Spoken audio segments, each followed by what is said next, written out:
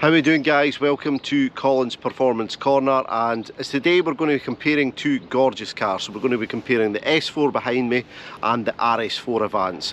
Now, I'm not going to make my decision right away. I'm going to drive both cars, I'm going to compare both cars, and I'm going to tell you which one that I prefer. Now, you can make your own mind up. As I say, this is a video just comparing the two. If you do like it, then please give it a like. Please subscribe to the channel, and hopefully I can do more comparison videos like this. So what we'll do is we'll jump into the RS4 first, and then we'll jump into the S4, give you my opinion. Hope you enjoy the video. Right, so let's get this RS4 out on the road then. So I'm expecting quite a lot from this car because, you know, I'm daily driving the S4 now, and I think the thing's fantastic. Now, obviously I'm going to give you a wee tour of that shortly after obviously I've driven this one, because I did want to compare them, because after driving the S4 for a while, I felt that it felt just as quick as an RS4 and didn't actually feel there was much of a difference. So I thought I'd jump back into this car and give a like for like comparison. Now, when you're sitting behind the wheel, to be honest, it doesn't feel like any different whatsoever. I mean, even a blind man can tell this car is identical inside. Now granted, there is a wee bit more carbon on the inside of this one, but it's the same super sport seats, the same dashboard, and for some reason the RS4 doesn't have a flat bottom steering wheel for reasons I don't know, but inside is identical. It's the same MMI, it's the same virtual cockpit, same switches, everything like that. You can't really tell the difference between the two cars. But obviously when you jump in and get behind the wheel, you do feel a bit of a difference. Now granted, this car sounds a lot better than the diesel version, and that's because it's petrol. But it's not even just that. I mean, this car, I'm not saying this sounds absolutely fantastic. I mean, this one does have the sports exhaust fitted, and you can kind of hear that nice wee burble just as I'm going through the gears there. It's not loud, you know, it's a wee bit subdued. But to be honest, you know, I don't think that's the market for this car. I mean, in my opinion, the 5-cylinder in the RS3 sounds a lot better. But I mean, this car still sounds fantastic with that V6 up front there, and with the sports exhaust fitted as well. You get that nice little sort of kind of burble between gear changes, and you get that lovely sort of kind of when it, you know, pops and bangs as you're kind of coming down the gears as well. So it really does sound really good, this car. So just to add to that, so basically if you, this car does have the 8-speed gearbox, the same as the S4 as well. So you've got that proper automatic torque converter gearbox in there, not the S-tronic which you get in a lot of the other cars, and the same with the RS3, which is an S-tronic as well. So this is a proper auto box, but it feels quick. It's a quick gearbox. You just come down the gears, plant the throttle, and it really does shift, you know. It makes use of the extra revs that you get in this over the S4. Now, there's some similarities in the way that they deliver the performance. I mean, I would feel, and this is unusual for me to say, the RS4 has more lag than the diesel, which I don't know if that's just the way that the mild hybrid system's set up, but you know, the diesel just feels like, you know, you put your foot down and it goes. This actually has a wee bit of lag and everything in it, but once it's going, you know, it's got a lot more RPMs to play with, you know, and once it's in the power band, it really does go. Now, it has 100 Newton meters less torque, this car it does, than the S4, but it does have 100 more brake horsepower, and obviously that's, you do notice that difference when you're actually, you know, up the rev range. You know, the diesel does run out of sort of guts right up the top, but this one really does keep going, and it brings you back at the power band and straight through the gears. So ultimately it does feel that tiny wee bit quicker. But don't get me wrong, there is very little difference in the quarter-mile times between the two cars. I mean, the RS4 will do a quarter-mile, you know, probably in the regions of the high 11s, where you'll be looking at the sort of high 12s for the S4. So there's not a lot of difference, you know, and most of that time is made up in the 0 to 60 time. You know, in the mid-range between 60 and 120 mile an hour, the cars are virtually identical in terms of the times between the two. But like I say, the RS4 just does feel that wee bit more special. So what's the difference between the price and the two cars? Now the performance is very, very similar. You know, and the inside are virtually identical. The spec between the two cars is near on identical as well by a couple of wee options. But there's nearly £20,000 difference between an S4 Black Edition and a carbon black similar to this RS4. So what are you actually getting for that £20,000? Well, as with most RS models, what you're paying for is that under the bonnet. You know, that proper revy race-bred RS engine, you know, the 2.9 litre V6 twin turbo. Now don't get me wrong, the 3 litre diesel is a fantastic engine. You know, I was a big doubter of that car until I actually owned one and driven it. And, you know, it transformed the way that I, you know, the thought I had about the car. You know, because I've always been a performance guy, thought diesels just, you know, they can't match it. But, you know, the S4 really did change my opinion in that. But, you know, really with most RS cars, you're paying for, like I say, the badge and you're paying for the engine. That's where the money difference comes in. And don't get me wrong, the RS models always will hold their money a wee bit stronger than the S models as well. So, you know, a lot of that money will be recouped back when you come to sell the car at the same time. But it's one of these old sayings, you've got to spend money to make money, and you really need to spend the £20,000 more if you really want the RS4. But like I say, it will return you that wee bit more when you come to get rid of it at the same time, and it makes it far more desirable as well. You know, RS models don't stick about wrong on the forecourts. So let's just tell you about the exact specifications. I've touched on them there. So the RS4 has a V6 2.9 litre twin turbo engine, puts out 450 PS and 600 Newton meters of torque. So obviously that's a good punch in the back and good performance when you need it. Now it all sent through obviously a quarter all-wheel drive system. It does have a 60-40 split in terms of the power in normal driving, so 60% to the rear, 40% to the front, and all that's put through an 8-speed semi-automatic gearbox, which is a proper automatic with a torque converter. So it really is a, you know, a proper performance car. It's been built to withstand the power and everything as well. You know, they didn't put the S-tronic box in it, which can be a wee bit more temperamental with big power. But as I say, the 8-speed auto in this is an absolute joy. You know, this thing just glides through the gears. You know, it's very, very quick on its gear changes as well. You know, it's better in traffic. You know, an automatic box will have a better creep forward as well. You know, it's easier to live with compared to dual clutch, which, you know, it just doesn't quite have the same kind of ability in traffic and stuff like that. You know, it's a lot more livable with a proper automatic and a torque converter in it. I'm just pottering around the town here, and you do get that lovely burble as you come off the throttle. You can kind of hear that coming down the rev range,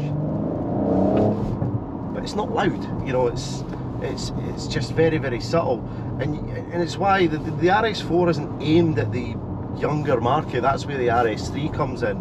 This car's obviously aimed for somebody coming up on my age, you know, and coming up to the 40s, you know, probably even older than that. You know, that's the majority of people that this car's aimed at. You know, they're probably past the days of loud, silly exhaust and everything like that. But even with the sports exhaust on this one, when you spec it, because you really need it, because the standard car without the sports exhaust is virtually silent. You know, I would probably say the V6 diesel and the S4 sounds louder, but you know, with the sports exhaust on here, you know, it gives you that nice kind of sports sound, but without being too loud and kind of look at me, which is, you know, what somebody buying this car would probably want.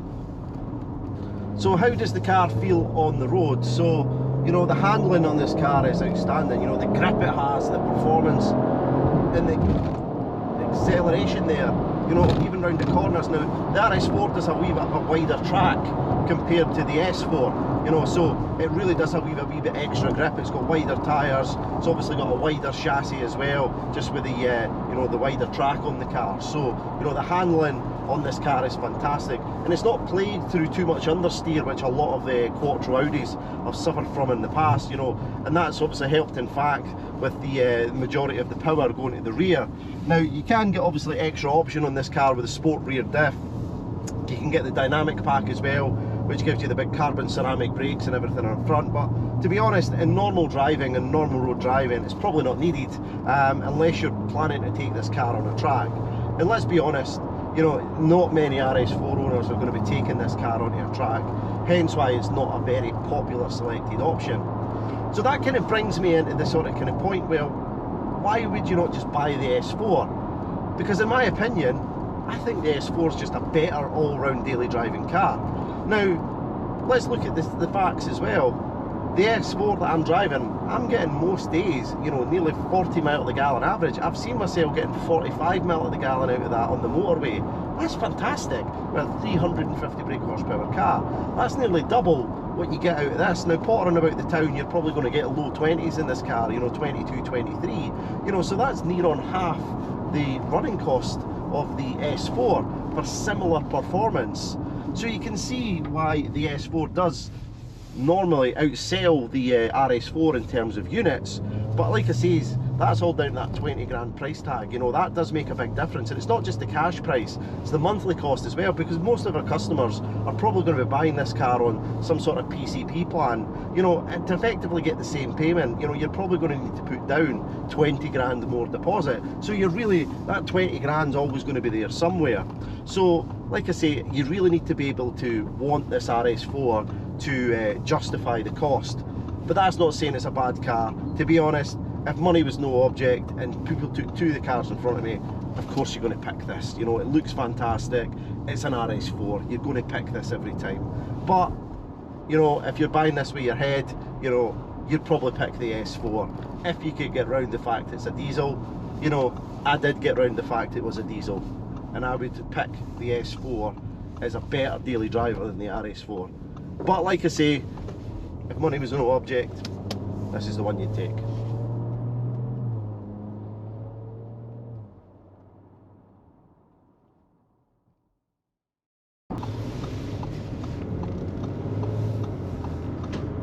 Right, so here we are now in the S4. Now, as you could probably tell, looks very, very similar. Bar the red seats, of course. Personal preference, this is my actual daily driver. But as you can see, the inside is pretty much exactly the same. The only difference you can really notice is obviously I've got a gloss black centre console here as opposed to the carbon fibre.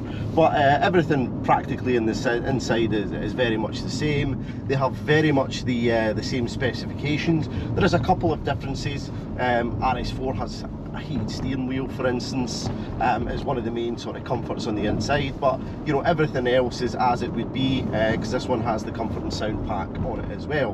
But on the sort of drive of the car, so round the town, which I'm sort of kind of doing at the moment, the town driving in the S4 is actually a bit smoother. This is where the RS4's lag comes into a bit more of a sort of kind of disadvantage. Pottering around the town in this car, you know, you feel that you're always in the wrong gear. You actually need to be in manual mode in the RS4 to make it actually nice and smooth to drive. But again, you're driving in the town, you want it to be in full automatic mode. The torque this car has, you know, plays a big part into how much better this is at the slower speed driving. And I don't know if that's down to the mild hybrid system differences between this and the RS4. This just feels a bit more sort of kind of, and which is unusual for a diesel, because diesels normally have nothing down low and then, you know, everything kicks in at sort of 1500 to 2000 RPM. But this car, you know, everything's available from very, very, very low down. You mean, you put your foot down and, you know, the car picks up very, very, very easily. Nice grumble to it as well. I mean, this is obviously a 3 litre V6 diesel, but it sounds good. You know, it doesn't sound rattly or anything like that. It's got a nice burble to it. You know, Audi have enhanced that sound slightly as well, but you know, overall the car really, really does feel nice to drive around the town. Now onto the gearbox and the four-wheel drive system. Now the Quattro system in this is the same as the RS4, proper Quattro, you know, split, no fancy rear diff at the back. It's a proper four-wheel drive, always permanent four-wheel drive, but it can split the power between the front and the rear. It does have the same 8-speed full automatic gearbox with the torque converter. Again, not a semi-automatic S-tronic that you find in a lot of the normal Audis. So it's a proper, you know, sort of 4x4 and, you know, proper Quattro in this one, the same as the RS4. In terms of the gear changes, I don't think they're quite as sharp when you've got it in manual mode compared to the RS4, but you know, you put your foot down and does certainly pick up. You know, very, very good torque in this car. Got 700 Newton meters of torque, which is 100 Newton meters more than the RS4, and is one of the reasons why this car, from sort of, once it gets to about 30-40 mile an hour, you know, if you roll and started both cars, you know, and took it up to say 120, the cars would be near identical. The RS4 gains, you know, the quarter mile time all in that sort of kind of 60 foot time, you know, up to about 40 mile an hour. So you know, this is where the S4 really does kind of compete in terms of performance with the RS4, is that mid-range torque. That 100 Newton meters extra torque certainly makes the difference when it comes to the acceleration from a roll and start. So how does it actually feel on the road? So your suspension and your road handling. Now again, this is one of the downsides where the S4 doesn't compete with the RS4. This doesn't quite stick to the road as much as the RS4. Now that's because RS4's got stiffer suspension, slightly lower. You've also got not as wide wheels. Obviously you've got a lot wider wheels on the RS4 as well, so it does feel a lot more planted round the corners. Now that's not to say that this car's terrible. I mean, this car it's still a sports estate, you know. It really does hold the road really, really well, just not as well as the RS4, and that's something you get in most of the RS product. That's what you're paying for. You know, you're paying for the development that went into the handling, as well as the extra strengthening in the car, the extra stiffness, and of course you're paying for the engine under the bonnet.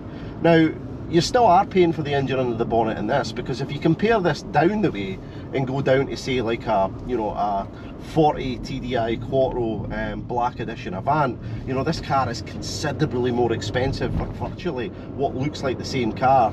You know, I could go on and say, oh, this has got 4 exhausts on the back. It's not really. It's got 2 exhausts with 2 fakies on the back, which is something that really, really, really don't like on these new Audis. You know, you get it on the SQ5 as well. These fake, it doesn't, you know, they're not even connected to anything, you know. Just put 4 exhausts on it. It's got a V6 in it. Just dual branch it off at the back, you know, just make it look a bit better. You know, that's something that is a downside to this car, you know, and it's something that's the only real difference on the outside compared to normal Black Edition, because all the money you're paying is for that engine under the bonnet and the proper Quattro all-wheel drive. So just coming back to the interior now, so like I say, all the A4 models have all pretty much got the same interior, bar a couple of different trim finishings. Now one of the differences between the RS4 and the S4 is of course these lovely super sport seats. Now they're identical between the RS4 and the S4, exactly the same seats. Of course you can get 3 different leather colour options. You can get the red, you can get the grey, and you get the black. This one I just wanted to be a bit different, went for the red with the Kronos grey exterior, which I think looks absolutely fantastic on this car. You know, you can't get the Nardo grey, which we'd have loved in this car. You can only get that in the RS models, but the Kronos grey, that wee bit darker, still got that lovely sort of look about it, and it is a metallic as well, so you do get that lovely sparkle from the paintwork and everything as well. Now the car does have the massage function on the seats, being the Super Sports of course. So one of the great things with the Super Sports seats in the Audi cars, so SQ5, A4, A5, stuff like that, you do get the massage functions. They are obviously all fully heated as well, so you know, very good specification on the car. You can of course you know, go for the Vorsprung models, which gives you absolutely everything. You know, it'll give you the panoramic sunroof up here, you know, it'll give you your driver assistance pack, or your tour pack as it's called, you know, with all your adaptive cruise control, your more intelligent pre-sense systems and stuff like that. But you know, there's not a massive difference in specification between the Vorsprung bar, the wheels, roof, you know, and a couple of extra packs. You know, the Black Edition spec, in my opinion, is probably the best option. Now going forward, all S models are going to come standard with Black Edition packs. Audi have just changed the specification in a sort of mid-model year change, and calling it a 23.5 model year. We're just about to go into 24 model year, but the black styling pack will now be standard along with the tech pack on all of the S models, including the S4 of course. Now I alluded to earlier, obviously in the RS4, that Audi are actually going to be discontinuing this model. Now again, don't panic, it's not getting there's no longer going to be, you know, an A4 Avant. It's just not going to be called an A4 Avant. Audi are obviously aligning all of their electric models and their petrol diesel models separate now. All the petrol and diesel models are all going to be odd numbers, so this is getting renamed as an A5. So they're actually, if anything, they're discontinuing the A5, because you're no longer going to get a coupe or a sportback model, and that they're going to be saloon and Avant like the A4, but just rebranded as an A5. But you know, it's a bit sad that they're going to be doing away with the A4 name. You know, that's something that, as I said earlier, has been with Audi for as long as most people can remember. So you know, it's quite sad that they're going to be doing away with that A4 badge on the back. Now, one of the party pieces of this car is the fuel consumption. I'm just absolutely staggered that a car with this performance can return such a good miles per gallon. Now, I've done nearly 7,000 miles in this car, so it's properly ran in now, but I'm averaging in the region of normal day-to-day driving, I'm getting 38, 39, but I've seen myself getting high 40s, so 46, 47 on the motorway. Out of 3 litre diesel V6, that's absolutely fantastic. You know, with some of the 340 brake horsepower and 700 newton meters of torque, you know, the performance, you know, if you want the performance, it's there. You know, you kick this car down, you know, to overtake, and this thing's off. But if you just want to, you know, use it as a normal daily driver, then it's fantastic. You know, the fuel consumption, and it's something that the RS4 can't compete with. You know, even pottering about in the RS4, the fuel consumption, as I say, was in the mid-20s to, you know, at best the high 20s if you were on a longer run with it. You know, but this, you know, it's not getting quite the double the fuel consumption, but it nearly is.